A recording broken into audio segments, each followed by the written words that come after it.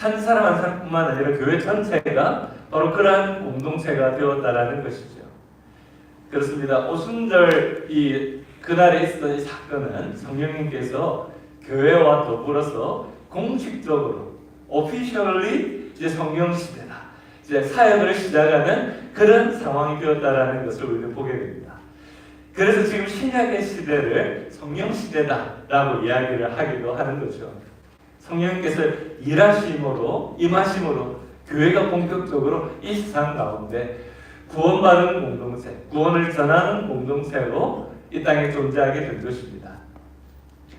마치 아기가 태어나기 전에 어머니 뱃속에 있는 것처럼 교회는 이미 제자들의 공동체 안에 예수님을 믿는 믿음을 가지고 있었고, 그들이 이미 그 믿음을 시작했지만 교회의 본격적인 모습, 세상 가운데 짠하고 드러나게 된 모습은 성령님께서 임하셨을 때 교회는 세상 가운데 이제 본격적으로 나타나게 되었다라는 것입니다.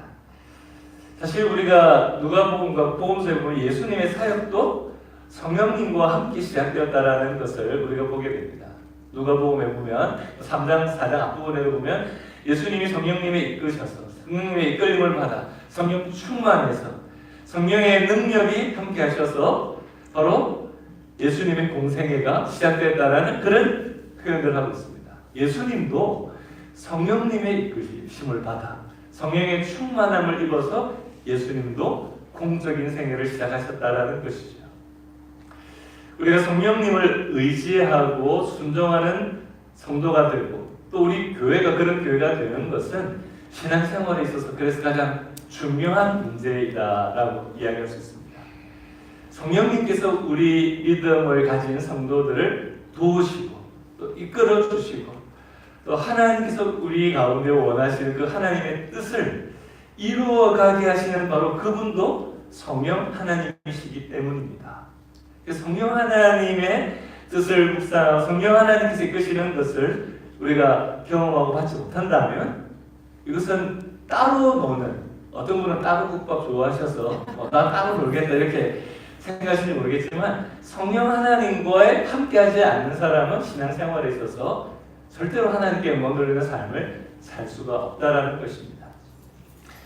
그래서 우리 새마음교회가 정말 앞으로 성령님의 이끄심을 따라가게 되기를 믿음으로 소망하며 또 순종하게 되기를 바랍니다.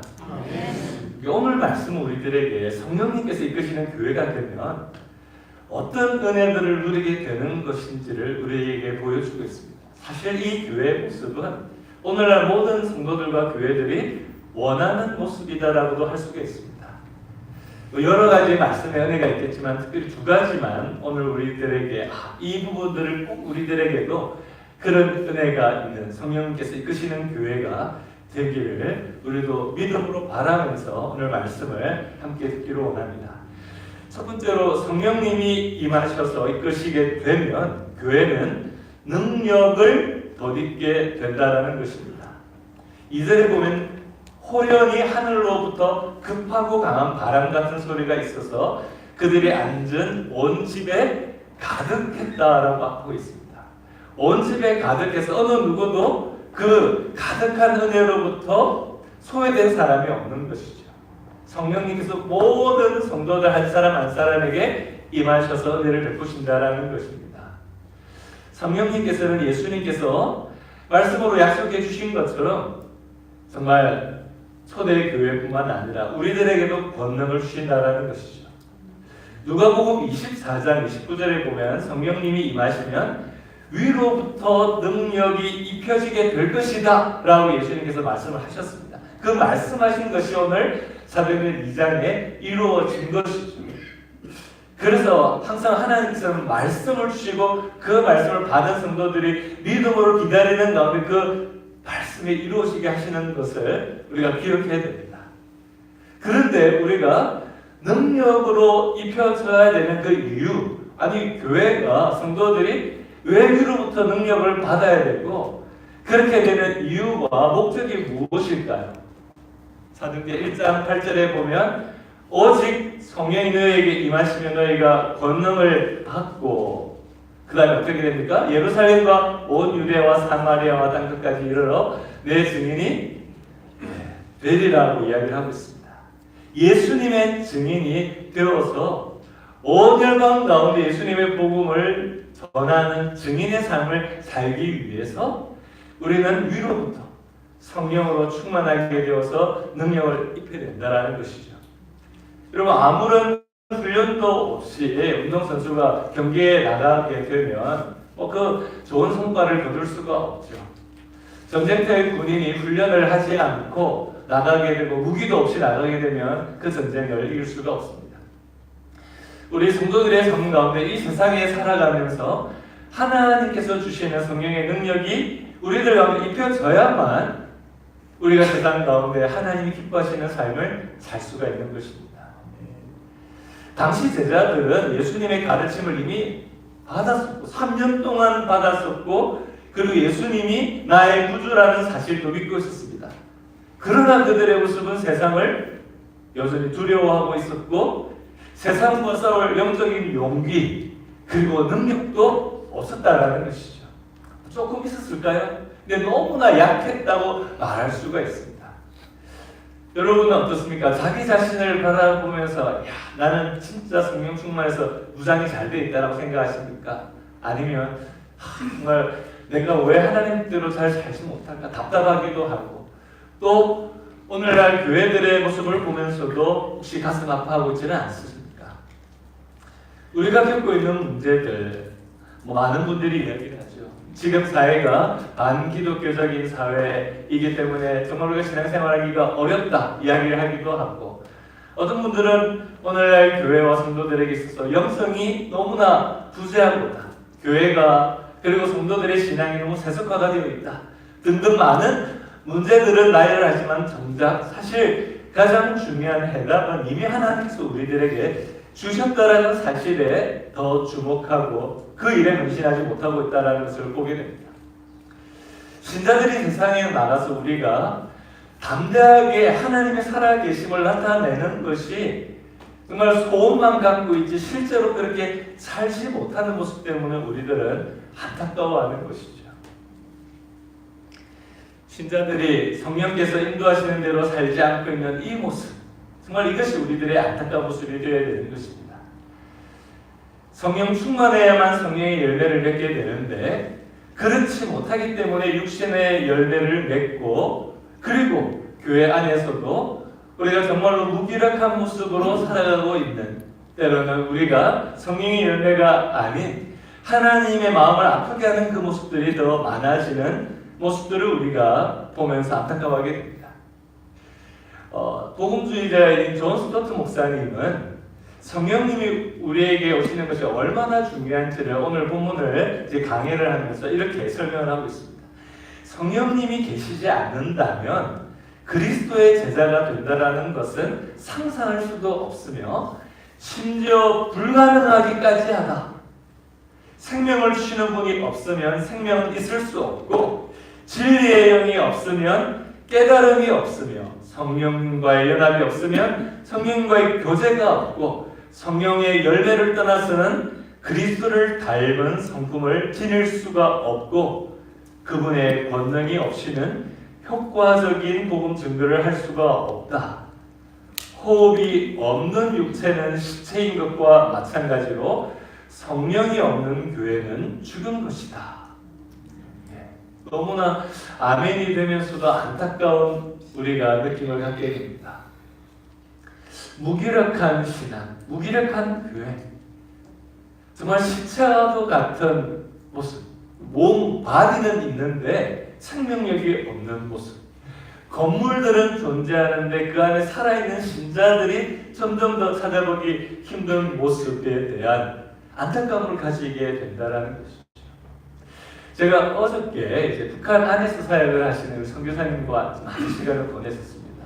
그분이 세상적으로 보면 진짜 유명한 분이었고 정부에서도 인정을 받고 세상에서도 인정을 받고 학계에서도 인정을 받았던 또 재정적으로 물질적으로도 많은 것을 누렸던 그런 사람이었는데 어떻게 보면 하나님 앞에서 자신의 삶이 성령님과 동행하는 삶이 되지 못했다라는 것을 나중에 하나님께서 자신을 연단하시면서 깨닫게 되었다는 것입니다. 하나님께서 주신 것임에도 불구하고 내가 마치 이것이 내 것이냐 하나님 앞에 정말 이것으로 하나님께 드리는 것을 내가 어깨가 으쓱하고 사람들 앞에서 인정받고 자랑하고 싶어 했던 그 모습들을 하나님께서 보여주시면서 철저히 회개하면서 하나님께서 정말 자신의 인생을 정말 낮추시면서 하나님 사람으로 성령님을 의지하는 사람으로 만드셨던 그 감정을 하게 되었습니다. 그러니까 북한에 들어가서 살 때도 그전 같았으면 너무나 가진 게 많으니까 학적으로도 또 실력으로도 물질도 가진 게 많지만 정말 낮아진 경험을 뼈저리게 이민 생활에서 하면서 하나님께서 북한 안에 들어가서 사역을 할 때 저분들의 비참한 삶이 억압받는 삶이 정말 나와 똑같은 그런 모습이었다는 것을 생각하면서 너무나 마음의 아픔을 가지고 겸손한 태도로 정말 하나님이 나에게 거저 주신 것처럼 하나님의 사람으로 살아가는 모습으로 살고자 하면서 살아갔을 때 정말 놀라운 정말 일들을 이루셨던 그 간증들을 듣게 되었습니다. 여러분 북한 땅에도 하나님께서 그 땅에도 주인이심을 믿으십니까? 악한 정권이 그 땅을 외적으로는 다스리고 있지만 그 땅에 여전히 주인 되신 분은 하나님이십니다. 하나님의 사랑과 하나님의 빛이 그 땅 가운데 하나님의 사람들을 통해서 여전히 전해지게 하시는 거죠. 살아있는 신앙이 그 땅에 있고 그리고 정말 믿을 것 같지 않은 사람들이 하나님의 놀라운 섭리 가운데 믿음을 가지고 살아가는 모습들을 보게 하시는 거죠. 문제는 역시 우리 교회인 것이죠. 교회가 하나님 앞에 하나님이 주시는 그 은혜를 받을 만한 모습이 되지 않고 정말 한 민족 가운데 부어주셔서 세계와 열방을 섬길 수 있도록 교회를 부르시는데 교회가 믿음으로 성령님의 인도하심을 하나님 아버지의 마음이 있는 것을 향해서 그 마음이 있지 않기 때문에 찬양은 멋지게 하지만 정말 은혜가 되고 감동이 되지만 정말 하나님의 마음이 있는 곳에 우리의 마음도 있기를 원합니까? 하나님의 두 눈이 있고 하나님이 가기를 그 원하는 그곳에 우리도 가기를 원하십니까? 아프리카는 가도 그분은 북한은 가기 싫었대요. 너무나 두렵고 떨리고. 근데 하나님 아버지의 마음이 있는 것을 아시고 성령께서 그를 이끄시니까 가게 되고 성령께서 이끄시는 대로 순종하게 되니까 그곳에도 성령의 열매가 맺히는 것을 간증하게 되죠. 그리고 북한 땅에 선교사의 타이틀을 갖고 가지는 않죠. 내용은 선교사지만 그렇게 선교사로 들어가 있는다고 저절로 여러분 성령의 열매가 맺는 것이 아닙니다. 선교지에도 북한 선교뿐만 아니라 제가 여러 선교지의 단체들 사역들을 보면서 선교지에도 선교사님들이 너무나 많이 성령 충만한 시간을 갖지 못하는 그 어려움을 겪으면서 다투게 되고 갈등하고 도리어 어려움을 주게 되는 일들도 수많이 있게 되는 것이죠. 여러분 우리가 살아가는 이 자리로부터 나로부터 회개하지 않으면 하나님 앞에 정말로 민족의 죄악을 회개하고 교회들의 죄를 보면서 회개를 했는데 너부터 회개해 이런 마음을 주시더라는 거죠. 회개는 너부터 해야 돼. 다른 누구 어떤 사람 그 사람이 회개하면 될 것처럼 생각하지 말고 너부터 회개하라. 바로 하나님께서 우리 자신에게 바로 우리 자신이 먼저 회개하고 성령님과 동행하는 사람이 될 때 하나님께서 내가 살고 있는 이 자리로부터 시작해서 성령님께서 우리를 붙잡아 주시고 변화시키게 되신다는 것입니다. 우리가 찬양 중에 거룩하신 성령이여 우리에게 임하소서 성령에 불러오셔서 세상 헛된 마음 태우소서 손들고 주를 바랄 때 성령이여 성령이여 성령이여 임하소서 라고 하는 찬양이 있습니다.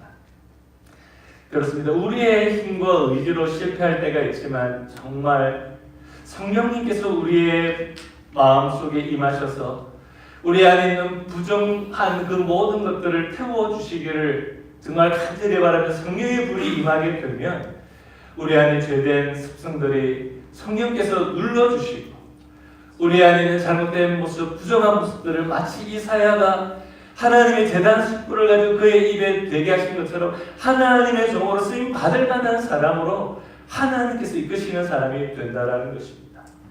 성령님 나를 붙잡아 주십시오. 내가 세상에 속한 사람, 내 생각과 경험을 의지하는 사람이 아니라 늘 성령으로 생각과 나의 삶의 마음과 모든 삶이 이루어지게 주십시오라고 기도해야 되는 것이죠. 그럴 때 성령님 우리를 이끌어가시는 자리가 먼저 십자가 앞에 늘 이끌어가시는 거죠. 십자가에 주님을 붙잡게 되고 주님을 닮는 성도가 되고 내가 죽고 주님이 살아가게 되는 그 신자가 되어서 성령님의 능력을 덧입게 되어 살아가게 된다는 것입니다. 우리 한국교회 초창기에 영적 부흥을 이끌었던 많은 분들이 있죠. 길선주 목사님, 주기철 목사님, 많은 목사님들이 그 중에 김익두 목사님이라는 분이 있습니다. 이분은 부흥사로도 한국교회에 좀 많은 영향을 미쳤던 분 중에 한 분이신데 이분이 성령 세례를 받은 모습이 어떤 것인지에 대해서 간증처럼 이야기한 게 있습니다. 성령 세례를 받은 사람은 그냥 보통 때, 한가하게 있을 때에는 그냥 일반 사람들이지만 주님의 일을 하게 될 때에는 권세가 나타나서 여러 사람들의 마음을 움직이게 만듭니다. 이렇게 이야기하는 거죠. 그리고 성령 충만하면 할렐루야. 늘 뭐 이렇게 평상시에도 막 거룩해서 막 다가가는데 그게 아니라는 거죠. 평상시 때는 같이 막 농담도 하기도 하고 밥도 먹고 사랑도 나누고 그런데 하나님께서 맡겨주신 일에 있어서는 정말 권세가 나타나는 거예요. 복음을 전할 때는 마귀가 그 앞길을 막으려고 하지만 하나님의 권세와 능력이 임해서 바로 복음이 전파되게 하신다는 겁니다. 사람들의 억눌린 마음을 위로하는 말을 할 수 있게 되고 하나님 주시는 지혜로 고민을 할 수 있는 사람이 된다는 것입니다. 늘 이제 거룩한 체 하면서 막 구분하려고 안 믿는 사람 안 만나려고 하고 그런 게 아니라는 거예요. 똑같이 사람들하고 밥 먹고 어울리고 사람들과 다가가서 이야기할 수 있지만 하나님께서 주신 마음의 감동을 따라 주님 원하시는 일을 하게 될 때 이런 능력과 권세가 나타나게 되고 사람들의 마음이 그 모습을 보면서 와 저렇게 사는 건가? 라고 마음이 움직이게 된다는 것이죠. 그렇습니다. 우리가 성령 세례를 받아야만 정말 하나님이 기뻐하시는 사람들의 마음을 움직이는 사람, 사람들의 마음을 감동시키는 사람이 되는 거죠. 아니 우리가 말을 하는데 정말 좋은 말씀을 나누기도 하고 그리고 여러 가지의 비전도 제시하는데 때로는 우리가 듣게 되는 참 슬픈 말이 있죠. 너나 잘해. 너는 똑바로 교회 성도들이 거짓말하고 막 싸우고 이러면서 무슨 세상에서 화평의 복음을 이야기를 하고 그 안에도 교만해서 서로 막 다투고 막 염려, 걱정, 근심하고 막 이러면서 무슨 교회가 세상에 나가서 복음을 여러분 증거할 수 있겠습니까? 오늘날 우리들에게 바로 성령 충만한 모습이 필요한 것입니다.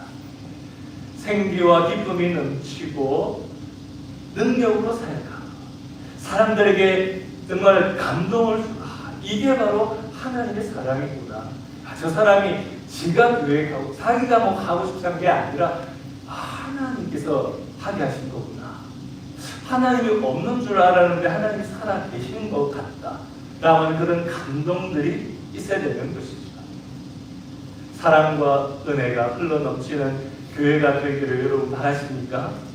그렇다면 나부터 성령 충만해야 되는 거죠. 우리 누가 성령 충만해야만 교회가 좀 해결될 텐데 이게 아니라 나부터. 하나님 내가 먼저 성령 충만하게 도와주십시오. 그리고 우리 새마음교회가 성령 충만한 교회가 되어서 성령님이 이끄시는 능력 있는 교회로 하나님 앞에 쓰임받게 해주십시오라고 기도하는 저와 여러분들이 되시기를 부탁드립니다. 한 가지 더 오늘 성령님이 교회를 이끄시면 오늘 말씀 가운데 교회가 하나가 되는 것 그리고 세상이 점점 더 하나님이 하나 되게 하시는 것이 무엇인지를 알게 된다는 것이죠. 4절에 보면 그들이 다 성령 충만함을 받고 성령이 말하게 하심을 따라 다른 언어들로 말하기를 시작한다. 다 다른 소리를 하는데 성령님의 음성을 듣고 하나된 모습으로 교회가 존재하는 것입니다. 공동 번역에는 오늘 말씀의 1절부터 4절까지 말씀을 좀 더 우리가 이렇게 번역되어지면 좀 더 공감이 더 쉽게 되어진다는 생각이 들어서 그 공동 번역 성경을 한번 읽어드리도록 하겠습니다. 마침내 오순절이 되어 신도들이 모두 한 곳에 모여 있었는데 갑자기 하늘에서 세찬 바람이 부는 듯한 소리가 들려오더니 그들이 앉아있던 온 집안을 가득 채웠다. 그러자 혀 같은 것이 나타나 불길처럼 갈라지며 각 사람 위에 내렸다. 그들의 마음은 성령으로 가득 차서 성령이 시키는 대로 여러 가지 외국어로 말을 하기 시작하였다. 아멘. 성령 충만해서 우리가 영어로도 방언을 하게 되면 얼마나 좋겠습니까? 미국에서 일찍 오셔서 우리 1.5세, 2세 분들 영어를 그래도 하는 게 이제 잘하시지만 우리 1세로 이렇게 오셨던 분들은 영어가 늘 이제 우리에게 부담이 되잖아요. 근데 성령 충만해서 정말 늘 성령 충만해서 영어도 막 방언을 하면 좋겠죠. 네. 전도할 때 하나님의 지혜를 특별히 주시는 것을 보게 됩니다. 영어 못한다고 스페인어 못한다고 뭐 두려워하지 마시고 전도할 때 하나님께서 전도 교제나 여러 가지 방법으로 우리들에게 또 말씀을 전할 수 있도록 도와주시는 것을 우리가 성경하는 많이 느끼게 됩니다. 120여 명의 성도들의 성령님께서 임하심으로 했던 그 말들은 6절부터 8절에 보면 당시 세계 각지에 흩어져 살던 디아스포라 유대인들이 살던 한 10몇 개 지역의 언어로 그들이 외국으로 성령께서 시키는 그 말을 했을 것이다 라고 주석가들이 보통 해석을 합니다. 적어도 10몇 개 언어로 다른 언어로 성령께서 말씀하게 하시는 그 복음 등들을 했다라는 것이죠.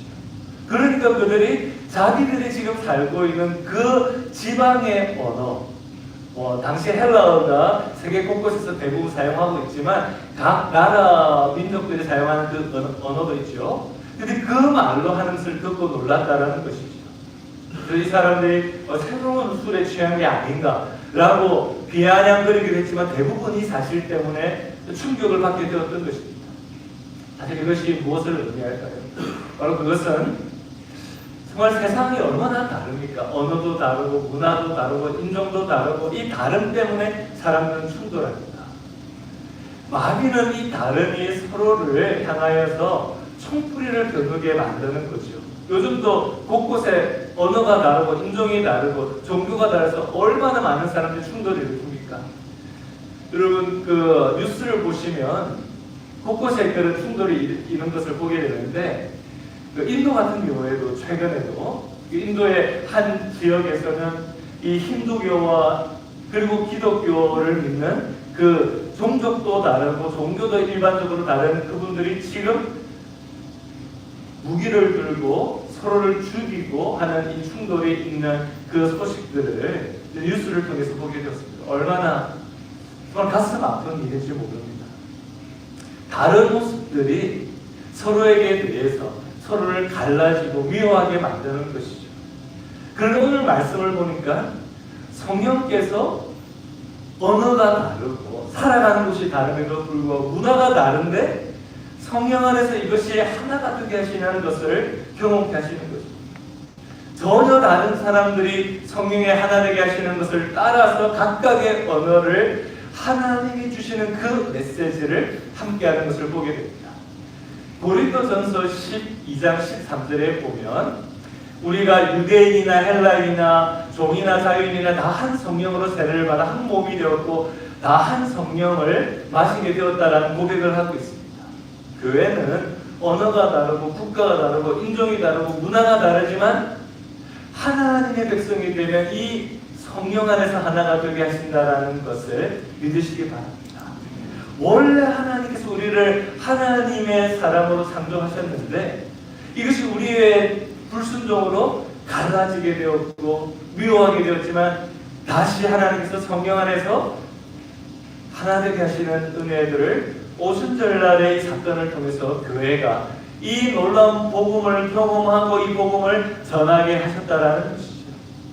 창세기 10장에 보면 바벨탑에 하나님을 반역하고 그리고 정말 자기 힘으로 높아지려고 했던 그 사람들이 탑을 쌓을 때 하나님께서 징계하셔서 그때 언어가 하나이지만 언어가 갈라지게 되죠. 마음도 갈라지게 됩니다. 하나님을 대적하는데 아무리 애를 써도 사람들의 마음은 갈라지게 된다는 것을 보여주시는 거죠. 민족들이 흩어지게 됩니다. 그러나 그 흩어진 민족이 이제 성령께서 그들 가운데 임하셨을 때 정말 달라진 언어가 이제는 성령께서 서로를 이해하게 만드시는 놀라운 축복을 주시는 거죠. 성령 안에서 달라졌던 언어가 함께 이해하는 상태가 되고 마음이 갈라졌던 사람들이 성령 안에 있으면 그 마음이 하나 되게 하는 그 놀라운 경험을 하게 된다는 것입니다. 이것은 하나님께 순종한 백성들이 어떤 복을 받게 되는지를 알게 될 뿐만 아니라 하나님을 함께 예배하면서 요한계시록 7장 9절에 우리가 아까 찬양대가 찬양했던 것처럼 오랫동안 고대하던 주님이 오셨을 때 어떤 것을 우리가 경험하게 됩니까?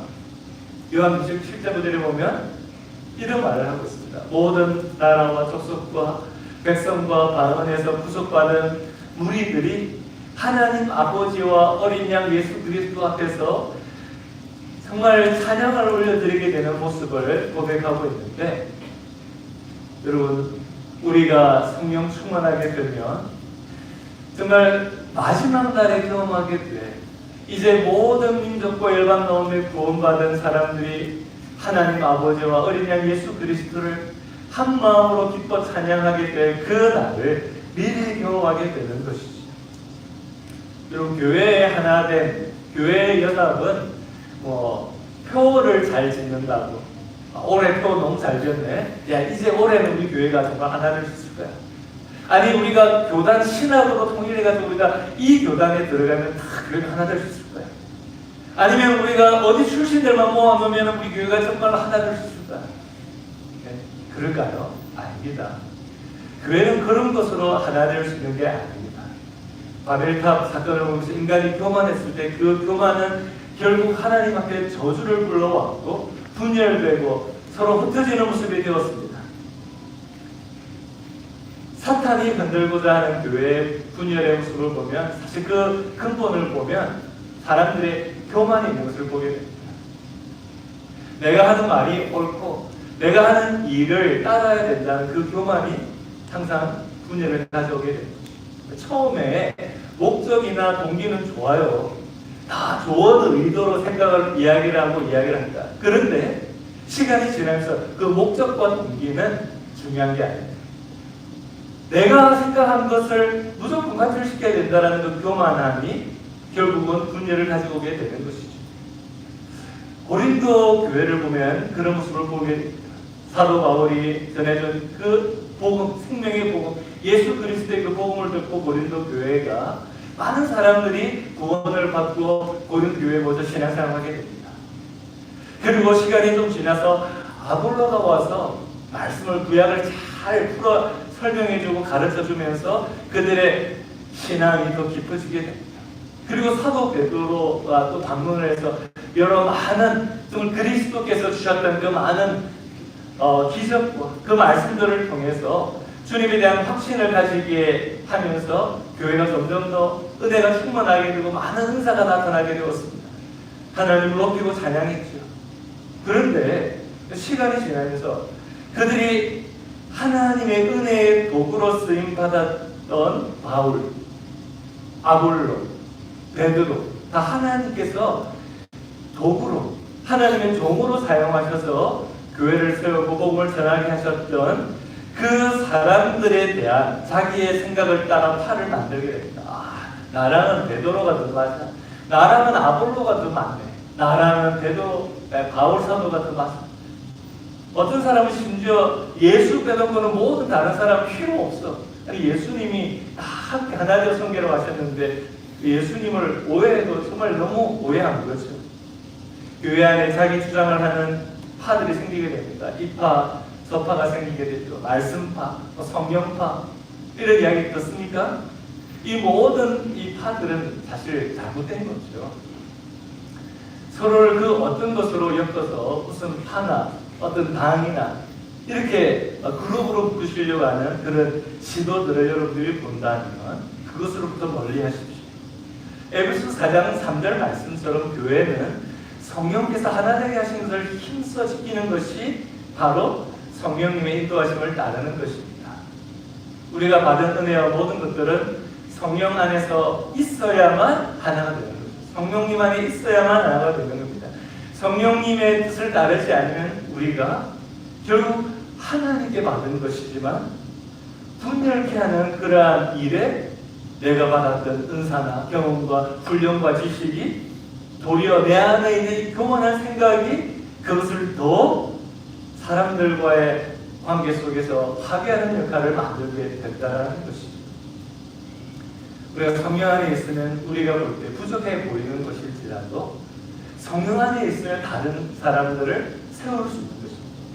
예수 그리스도를 닮고 함께 장성한 분량에까지 살아갈 수 있도록 돕게 하시는 것이요. 우리가 성령 안에 있으면 나의 부족함 가운데서도 성령님은 역사하실 수 있다는 것을 믿으시기 바랍니다. 우리 교회가 성령님 이끄심 안에서 하나 되는 교회가 되기를 주님으로 축원합니다. 성령께서 우리에게 각각 다른 은사를 주시고 우리는 다른 성품의 사람, 다른 경험을 하는 사람들입니다. 그런데 이것이 다 귀중한데도 불구하고 마귀의 역사는 판단하고 분열되는 것으로 나타나게 되지만 성령님의 역사는 사랑하고 하나됨으로 나타난다는 것을 반드시 기억하시기 바랍니다. 말씀을 맺겠습니다. 성령 충만한 삶이 우리 신앙의 생명력을 되찾는 길입니다. 성령 충만하면 성령님께서 이끄시는 대로 가면 만사가 없게 것이죠. 요한복음 7장 37, 39절에 명절 중에 한 끝날에 예수님께서 외쳐 말씀하시자 누구든지 목마른 것은 내게로 와서 마시라. 나를 믿는 자는 성경의 이름과 같이 그 배에서 생수의 강이 흘러나오리라 하시니 이는 그를 믿는 자들이 받을 성령을 가리켜 말씀하신 것이다. 예수께서 아직 영광을 받지 않으셨으므로 성령이 아직 그들에게 계시지 아니하시더라. 예수님을 믿고 난 후에 성령을 받으면 생수의 강이 흘러 넘치게 된다는 것을 예수님이 말씀해 주셨습니다.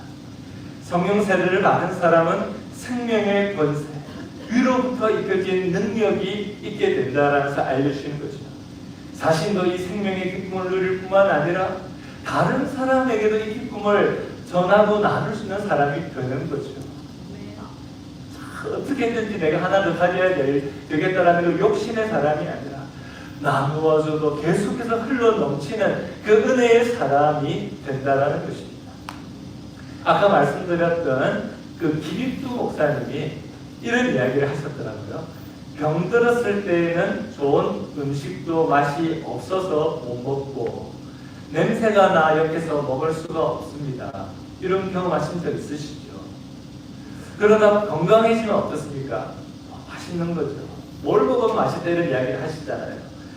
마찬가지라는 것입니다. 신앙생활하는 자, 우리가 성령 충만하면 무슨 설교를 들어도 설교가 어딨어요? 무슨 찬양을 해도 왜 이렇게 느리거나 빠르거나 시끄럽고 지루하고 어떤 걸 해도 불평, 왜 저 사람은 저렇게 행동을 하냐? 늘 그렇게밖에 안 보인다는 것이죠. 그러나 성령 충만하면 보라고 아니해도 성경 보고 기도하라고 아니해도 기도하고 전도하라고 아니해도 전도하고 사랑하라 아니해도 사랑합니다. 이렇게 성령 충만한 사람의 모습을 이렇게 나누었습니다. 여러분 어떻습니까? 성령 충만하지 않으면 자기중심적인 신앙생활을 하게 됩니다. 나와 잘되게 우리 교회만 잘되게 또 어떻게 여전히 그냥 내가 원하는 것만 아뢰는 것이죠. 육신적인 신앙, 육의 열매를 맺는 사람입니다. 교회는 출석하지만 늘 육의 열매를 강구하는 사람이 되죠. 너나 잘해 세상에 그런 말만 듣는 사람이 되는 겁니다. 그러나 성령 충만한 사람은 그 배에서 생수의 강이 흘러 넘치기 때문에 마치 자가 발전기를 가지고 있는 것처럼 늘 믿음 안에 성령께서 주시는 그 은혜 안에 살기 때문에 생수의 강이 흘러넘치고 외적으로는 부족한데 내 안에 계신 성령님으로 인하여 그 기쁨과 감사와 은혜를 정말 찬양하게 되는 것이죠. 그렇습니다. 우리는 우리의 힘으로는 사실 성령 충만할 수도 없죠. 그래서 무릎 꿇고 은혜를 구하는 하나님께서 바로 겸손한 자에게 위로부터 은혜를 주시는 것입니다. 오늘 말씀 가운데 성령님 임하셔서 이끄시면 우리의 신앙은 능력을 잊게 된다는 것을 기억하십시오. 성령님이 교회를 이끄시면 교회는 성령님 안에서 하나가 됩니다.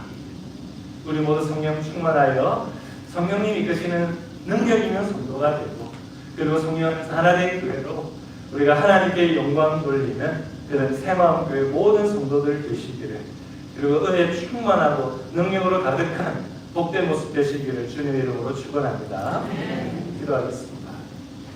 우리 기도할 때 하나님 앞에 우리 한 목소리를 한번 기도하겠습니다. 하나님, 성령님께서 이끄시는 우리가 되게 해주시고 성령님 이끄시는 내가 되게 해주시고 내가 먼저 되게 하고 성령님 이끄신 가운데 정말 살아갈 수 있게 해주십시오. 성령 충만케 해주십시오. 우리 가정과 교회를 성령 충만케 해주시옵소서.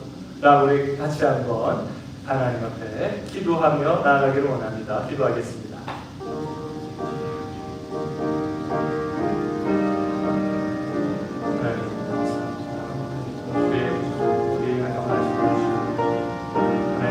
우리의 모습을 고백하게 해주시옵소서. 하나님 아버지 주님만이 우리의 소망 되심을 알게 하여 주시는 성령님 앞에 하나님을 기도하게 하여 주시옵소서. 하나님 어떤 사람이 이끄는 교회 어떤 그룹이 이끄는 교회가 되지 않게 해주시옵소서. 성령님께서 늘 우리 가운데 말씀하신 것을 함께 깨닫고 성령께서 말하게 하시는 것을 따라 우리가 말하고 성령께서 우리에게 지시하시는 것을 따라 섬기고 순종하는 교회가 되게 하여 주시옵소서. 우리의 생각과 우리의 경험 다 주님 앞에 내려놓고 점검하게 하여 주시고 하나님 다시 한번 우리에게 깨닫게 해주시는 성령님의 인도하심 따라 새마음 교회가 바로 서게 하여 주시옵소서. 정말 우리의 마음이 성령께서 늘 새롭게 하시는 그 마음이 되게 하여 주시옵소서. 하나님 감사합니다. 우리가 이 소망 갖고 주님 앞에 나와 예배드립니다. 그렇게 기도합니다. 그렇게 하나님 교회를 위해 기도하며 하나님 우리 가정과 우리 민족과 나라와 열방을 위해 기도합니다. 하나님 주님 붙잡아 주시옵소서. 감사드리며 예수님 이름으로 기도드렸습니다. 다 일어나셔서 찬송가 191장 우리 함께